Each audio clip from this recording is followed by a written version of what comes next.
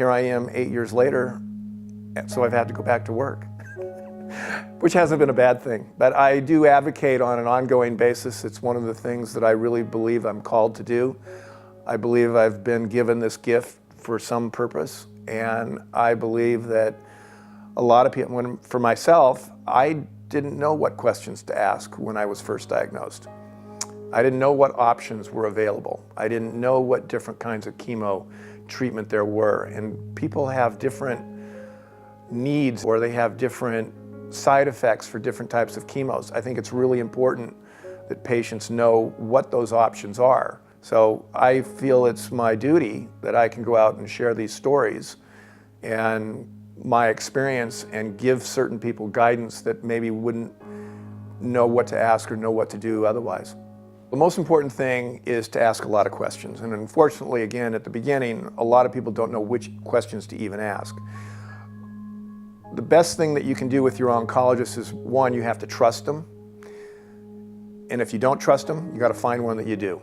And I can't stress that aspect of this process enough.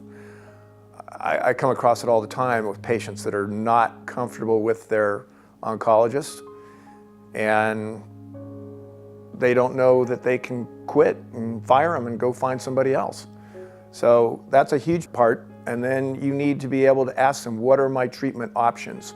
There are multiple treatment options for this disease now, and different types of chemos that have different side effects, different protocols, there's a lot of immunotherapy clinical trials that are out there.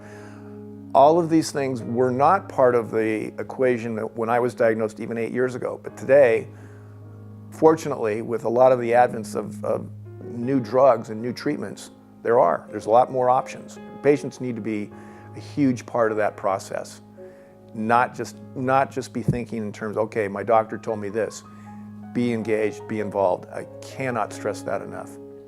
It's very important to share exactly what you're going through with your oncologist and your nurse practitioner.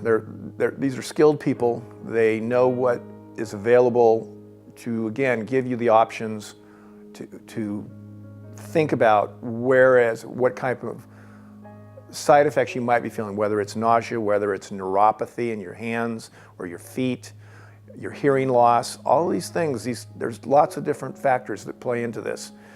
And it's, again, a two-way street.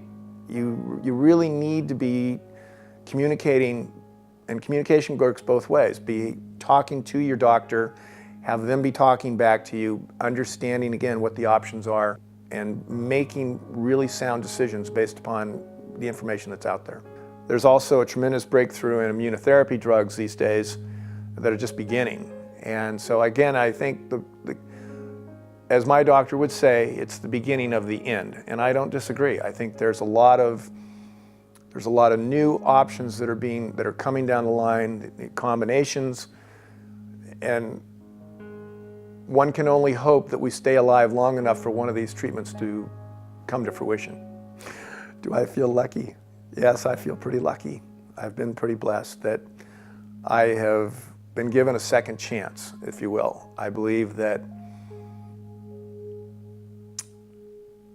I was running through life at a very fast pace, and I wasn't taking time to stop and really think about it or live it the way that life is really meant to be lived.